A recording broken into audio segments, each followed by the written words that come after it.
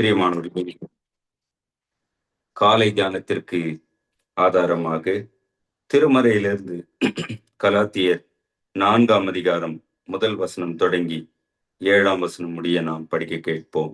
கலாத்தியர் 4:1 தொடங்கி 7 முடிய வாசிக்கும்படி தெரிந்து கொள்ளப்பட்ட வேத பகுதி கலாத்தியர் 4ஆம் அதிகாரம் 1-7 வரை. பின்னும் நான் சொல்லுகிறது என்னவெனில், சுதந்திரவாளியானவன் எல்லாவற்றிற்கும் எஜமானராய் இருந்தும் அவன் சிறு பிள்ளையாய் இருக்கும் காலம் அளவும் அவனுக்கும் அடிமையானவனுக்கும் வித்தியாசம் இல்லை.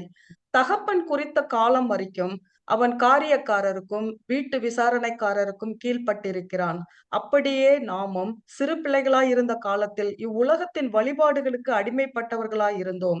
நாம் புத்தி சுவிகாரத்தை அடையும்படி நியாயப்பிரமாணத்திற்கு கீழ்ப்பட்டவர்களை மீட்டுக் கொள்ளத்தக்கதாக காலம் நிறைவேறின போது ஸ்திரீனிடத்தில் பிறந்தவரும் நியாயப்பிரமாணத்திற்கு கீழானவருமாகிய தம்முடைய குமாரனை தேவன் அனுப்பினார்.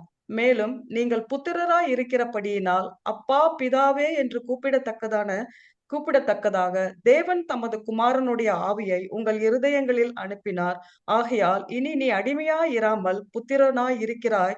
நீ புத்திரனே ஆனால் கிறிஸ்து மூலமாய் தேவனுடைய சுதந்திரனுமாய் இருக்கிறாய். வாசிக்கும்படி தெரிந்து கொள்ளப்பட்ட வேத பகுதி வாசித்தாயிற்று. கர்த்தருக்கு மகிமை உண்டாவதாக. ஜெபம் செய்வோம். விந்தை கிறிஸ்தேசு ராஜா, உந்தன் சிலுவையின் மேன்மை, உந்தன் சிலுவையின் மேன்மை. அன்பின் ஆண்டவர் இயேசு கிறிஸ்துவே, உம் பாதம் பணிந்து வேண்டுகிறோம். நீர் பேசும், நாங்கள் கேட்கிறோம். ஆண்டவர் எங்களோடு இடைப்படும்படியாக உமது கரங்களிலே தாழ்த்துகிறோம். இயேசுவின் வழியை வேண்டுகிறோம். அன்பின் ஆண்டவரே, ஆமென். அன்பிற்கினிய சகோதர சகோதரிகளே, உங்கள் அனைவருக்கும் ஆண்டவர் இயேசு கிறிஸ்துவின் திருப்பெயரிலே வாழ்த்துக்களையும் ஸ்தோத்திரங்களையும் அன்போடு தெரிவித்துக் கொள்கிறேன். ஆண்டவர் தாமே ஆசீர்வதிப்பாராக. இந்த காலை தியானத்திலும் கூட ஆண்டவர் இயேசு பாடுகளை ஏற்று நமக்கு வாழ்வளித்திருக்கிறார். எப்படிப்பட்ட வாழ்வு அது? சுதந்திரவாளி, உரிமையான வாழ்வு. அப்பா பிதாவே என்று அழைக்கின்ற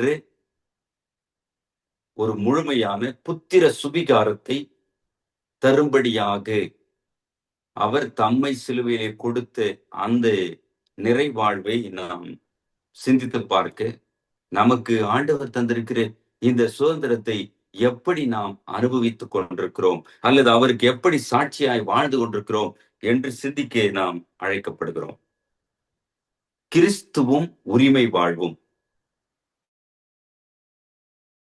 என்று சிந்திக்க நாம் கொடுக்கப்பட்டிருக்கிறது. த Christ and the right life. இயேசு கிறிஸ்து நமக்காக பாடுகளை ஏற்றார். நமக்கான உரிமை வாழ்வை தர தம்மை அடிமையாக்கினார். நாம் அவரை தகப்பன் உறவு என்கிற நிலையிலே ஒரு உரிமை பேற்றை பெற்றுக்கொள்ள அவர் தம்மை ஈர்த்தாரே, சிலுவையிலே தம்மை ஜீவ பலியாய் ஒப்பு கொடுத்தாரே, அதை நாம் சிந்திக்க, சீர்தூக்கி பார்க்க, அவருக்கு சாட்சியாய் வாழ கடவுள் நம்மை அழைக்கிறார். தூய பவுலடிகளார் ஆண்டவர் இயேசுவை தம் சொந்த இரட்சகராக ஏற்றுக்கொண்ட பிறகு அந்த சுதந்திரத்தை அனுபவித்து கலாத்திய சபைக்கு எழுதி கொண்டு போகிறார். அந்த கலாத்தியர் 4ஆம் அதிகாரத்துல நேர்த்தியாக அவர் எழுதுகிற செய்தி, அங்கே வித்தியாசமே இல்லை. எப்படிப்பட்ட வித்தியாசம்? அந்த 3ஆம் அதிகாரத்திலேயே மேலே 3ஆம் அதிகாரம் 28ஆம் வசனத்துல சொல்லுகிறார், நாம் கிறிஸ்துவுக்குள்ளாய் இருக்கிற பொழுது நாம் எல்லாம் பிள்ளைகள், நாம் எல்லாம் சமமானவர்கள், நாம் எல்லாம் அவருடைய உரிமையாளர்கள்.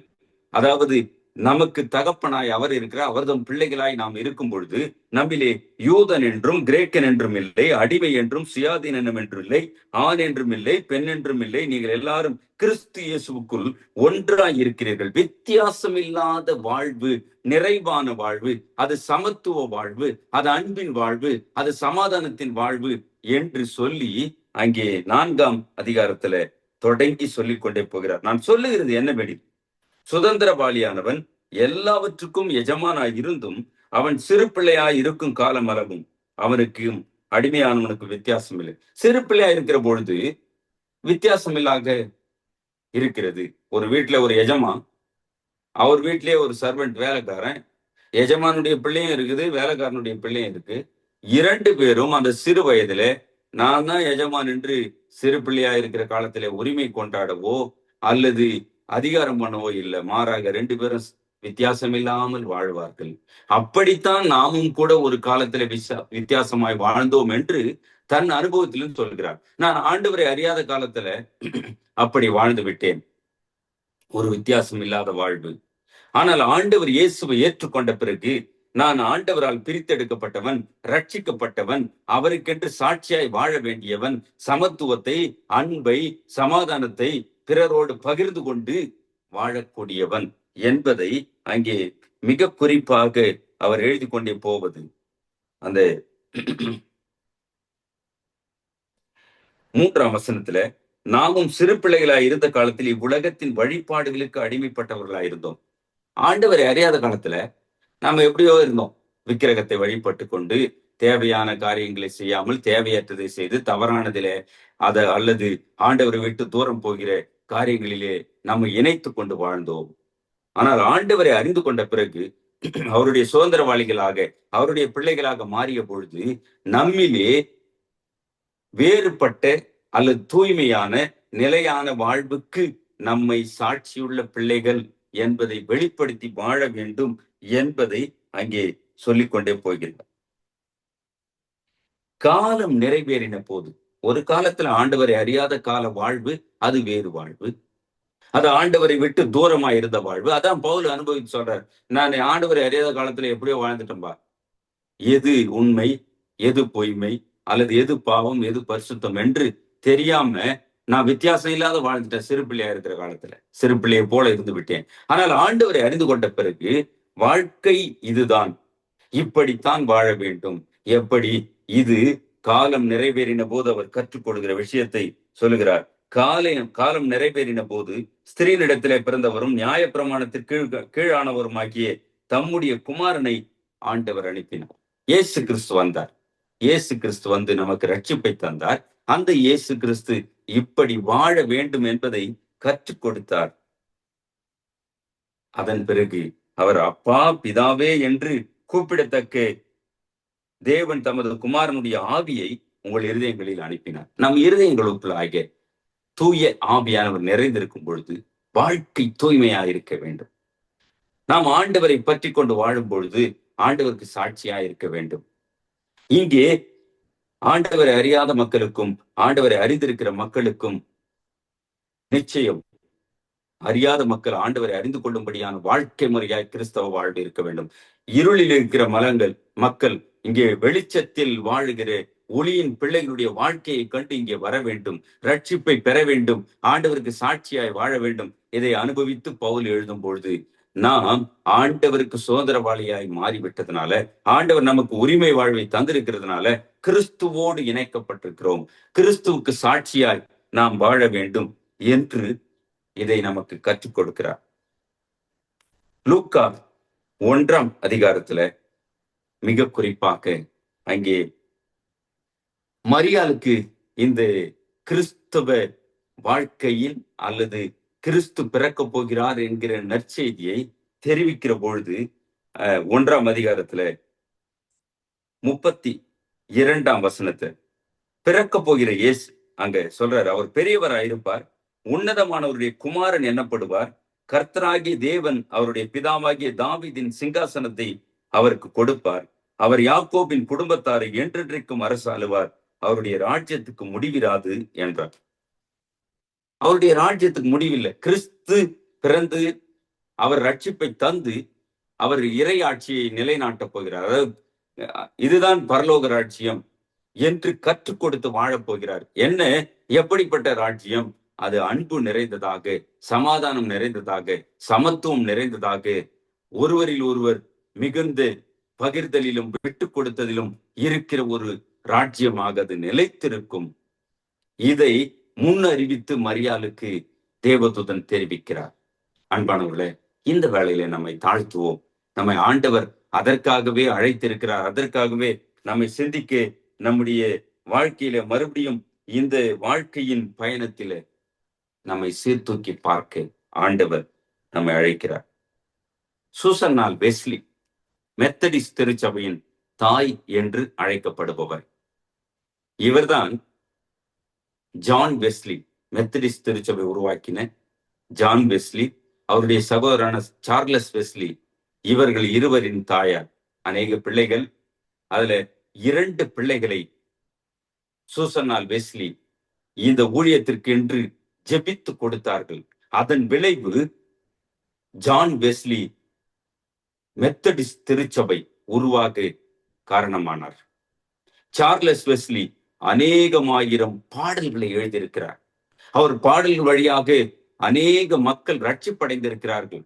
இதற்கு அடிப்படை காரணம் சூசன்னாள் வெஸ்லி என்று சொல்லக்கூடிய அவருடைய தாயார் கருத்தான ஜெபம், அவருடைய பாரமான ஆண்டவர் மீது பற்று, ஆண்டவர் எனக்கு உரிமை வாழ்வை தந்திருக்கிறாரே, தன் மகனாக தன் மகளாக எனக்கு தந்திருக்கிற வாழ்வுக்கு சாட்சியாய் வாழ வேண்டும் என்று அவர்கள் தினந்தோறும் ஜெபிப்பார்களாம்.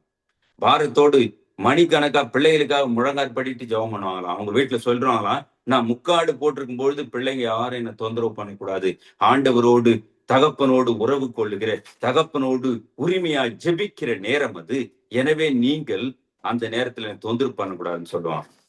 அதன் விளைவுதான் ஜான் வெஸ்லியும் சார்லஸ் வெஸ்லியும். ஜான் வெஸ்லி வழியாக லட்சக்கணக்கான மக்கள் ஆண்டவர் இயேசுவை ஏற்றுக்கொண்டார்கள். ஆனால் சூசன்னாள் வெஸ்லியுடைய வாழ்க்கையில பலவிதமான நெருக்கங்கள், பாடுகளை சந்தித்துதான் இந்த ஊழியத்தில அவர்கள் தன்னை அர்ப்பணித்து செய்திருக்கிறார்கள், பிள்ளைகளை ஊழியத்திற்கு தந்திருக்கிறார்கள். அவருடைய கணவர் சாமுவேல் வெஸ்லி, அவர் நற்செய்தி அறிவிக்கிற பொழுது அவர் சிறைப்பிடிக்கப்பட்டு சிறையில் அடைக்கப்பட்டார். அது மாத்திரமல்ல, அவருடைய வீடு, சாமுவேல் வெஸ்லி சிறையில் இருக்கிறாரு, அவருடைய வீட்டு தோட்டம் அநேக மக்களால் நாசமாக்கப்பட்டதா, அவங்க வாழ்க்கை அப்படி போயிட்டு இருக்கு. அவர்களுக்கு வாழ்வாதாரமா இருந்த மாடுகள் குத்தி கொல்லப்பட்டதா, கொள்ளையர்கள் அவர் வீட்டை தீக்கொளுத்தி விட்டுறாங்களாம். அந்த நேரத்திலே அவர்கள் மிக குறிப்பாய் சொல்வது, ஜெபத்தோடு காத்திருந்தார்கள், ஜெபித்தார்கள். அதன் விளைவாக பிள்ளைகளுக்கு யாருக்குமே எந்த உயிர் சேதம் இல்லாமல் ஆண்டவர் காத்தார் என்று சொல்லிக்கொண்டே போகிறார்கள். இந்த ஜான் வெஸ்லியும் சார்லஸ் வெஸ்லியையும் கூட இருக்கிறவங்க எல்லாம் சொல்லுவாங்களாம், மெத்தடிஸ்ட் என்று கிண்டல் செய்வார்களாம். மெத்தடிஸ்ட் என்று சொன்னால் முறைவாதிகள், ஒழுக்கங்களை கடைபிடிப்பவர்கள், சமய கோட்பாடுகளை சரியாய் கடைபிடித்து வாழ்பவர்கள் என்று அர்த்தம். எனவே இந்த நிலையில அந்த வார்த்தையை சொல்லி இந்த இருவரையும் சகோதரர்களை கிண்டல் அடிப்பார்களா, அதை பத்தி அவங்க கவலைப்படல. அதன் விளைவுதான் மெத்தடிஸ்ட் என்கிற ஒரு திருச்சபை உருவாக்கம். அதன் விளைவுதான் சார்லஸ் வெஸ்லி எழுதிய ஆயிரக்கணக்கான பாடல்கள் வழியாக அநேக மக்கள் ரட்சிப்படைந்திருக்கிறார்கள். நாம் சிந்திக்கலாம் பிரியமானவர்களே, இந்த வேளையில, இந்த காலை தியானத்துல, காலம் நிறைவேறின போது கிறிஸ்து மனிதரானார்.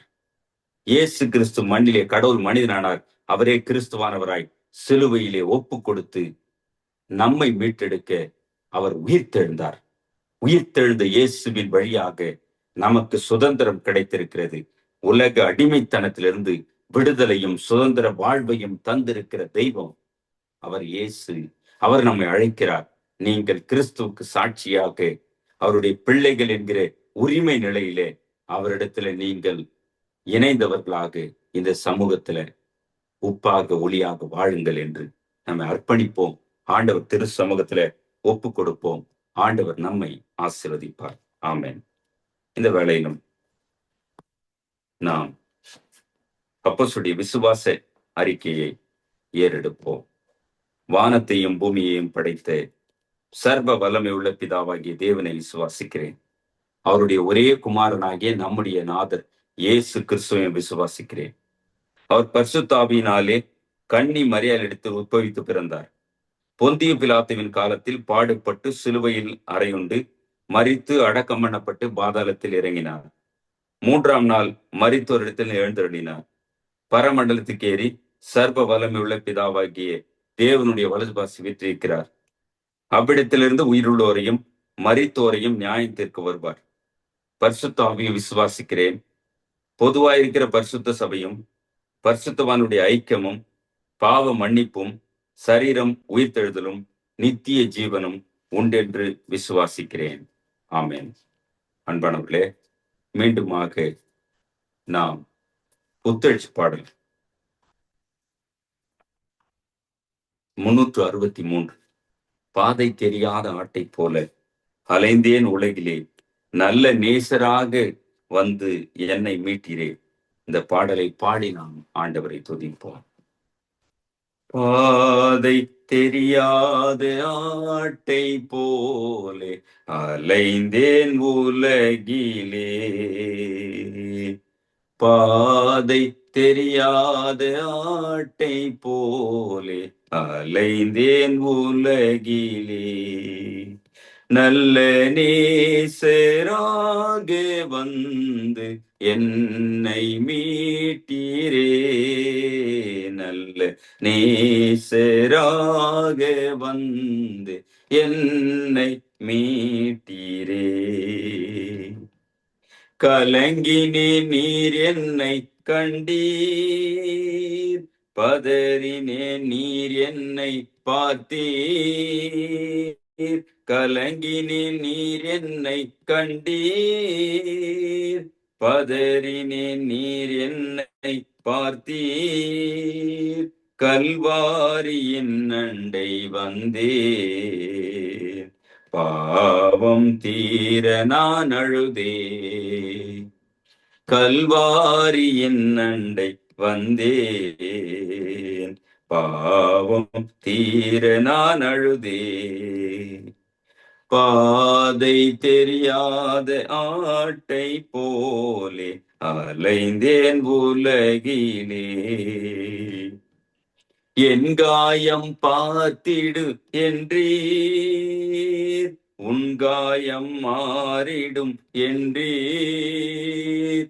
என் காயம் பார்த்திடு என்றீர், உன் காயம் மாறிடும் என்றீர். நம்பிக்கையோடே நீ வந்தால் துணையாக இருப்பேனே என்றீர். நம்பிக்கையோடே நீ வந்தால் துணையாக இருப்பேனே என்றீர். பாதை தெரியாத ஆட்டை போலே அலைந்தேன் உலகிலே, ஊனினை உருக்கிட வேண்டும், உள்ளொளி பெருக்கிட வேண்டும். ஊனினை உருக்கிட வேண்டும், உள்ளொளி பெருக்கிட வேண்டும். உம்மாவியை தர வேண்டும், எம் நெஞ்சம் மகிழ்ந்திட வேண்டும்.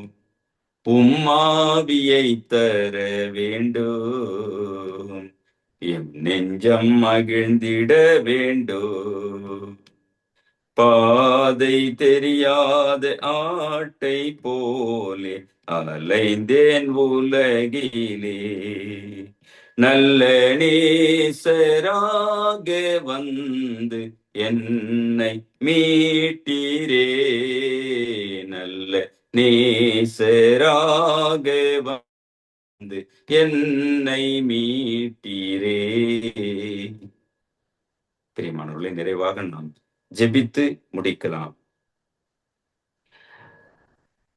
அன்பின் ஆண்டவர் இயேசு கிறிஸ்துவே, உம் பாதம் பணிகிறோம், நன்றி செலுத்துகிறோம். இந்த காலை வேளையிலும் கூட நாங்கள் உம்மை நோக்கி வேண்டுகிறோம். காலம் நிறைவேறின போது கடவுள் மனிதனாக பிறந்து உம்மை சிலுவையிலே ஈந்து எங்களுக்கு பிள்ளைகள் என்கிற உரிமையை தந்தவரே, நன்றி செலுத்துகிறோம். இந்த உரிமை வாழ்வை நாங்கள் மெய்யாகவே இந்த உலகத்திற்குள் கொண்டு போய் சேர்க்கிற பிள்ளைகளாக தகுதிப்படுத்தும். ஆண்டவரே, எங்களை தாழ்த்துகிறோம். நாங்கள் சுதந்திரவாளிகளாய் வாழ வேண்டும் என்பதற்காக நீர் உம்மை அடிமையாக ஒப்புக் கொடுத்திரே, அடிமை கோலம் எடுத்திரே, தாழ்மையின் வடிவெடுத்திரே, உம்மை சிலுவையின் மரண பரியந்தமும் தாழ்த்தி ஒப்பு கொடுத்தீரே. அந்த அன்பை நினைத்து நினைத்து நினைத்து நன்றி செலுத்துகிறோம். அதன் வழியாக நாங்கள் விடுதலையை பெற்றிருக்கிறோம். அதன் வழியாக மாற்றத்தையும் ஏற்றத்தையும் கண்டிருக்கிறோம். நன்றி செலுத்துகிறோம். அப்பா பிதாவே என்று அழைக்கிற உரிமை வாழ்வை பெற்றிருக்கிறோம். மகனாக மகளாக எங்களை தெரிந்து கொண்டீரே, உமக்கு நன்றி செலுத்துகிறோம் ஆண்டவரே. இந்த வேளையிலும் கூட இந்த காலை தியானத்திலே இணைந்திருக்கிற உமது மக்கள் ஒவ்வொருவரோடும் நீர் இடைப்படும். நசரேயனாக இயேசு கிறிஸ்து ஒவ்வொருடைய உள்ளத்திலும் இல்லத்திலும் இருக்கிற குறைகளை நீக்கி போடும், விண்ணப்பங்கள் வேண்டுதலுக்கு பதில் தாரும், மக்களை ஆசீர்வதியும், நிறைவை தருகிற கர்த்தர், ஆசீர்வதிக்கிற ஆண்டவர் மக்களோடு தங்கி வழிநடத்தும் சுவாமி. வல்லமை விளங்கட்டும். ஆண்டவர் இயேசு கூட இருக்கிறீர். அந்த நிறைவோடு மக்கள் சுகமாய் வாழட்டும். உமது கிருபையும் இரக்கமும் உருக்கமும் சூழ்ந்து கொள்ளட்டும். மற்றும் ஒரு ஆண்டு, இந்த ஆண்டிலே நீர் தந்திருக்கிற இந்த லெந்து நாட்களுக்காக, இந்த காலை தியானங்களுக்காக நன்றி செலுத்துகிறோம். கர்த்தருடைய கரம் சூழ்ந்து கொள்ளட்டும். அன்றைக்கு சூசன்னால் வெஸ்லி என்கிற மெத்தடிஸ்ட் திருச்சபையின் தாயார் பாரத்தோடு ஜெபித்தார்கள்.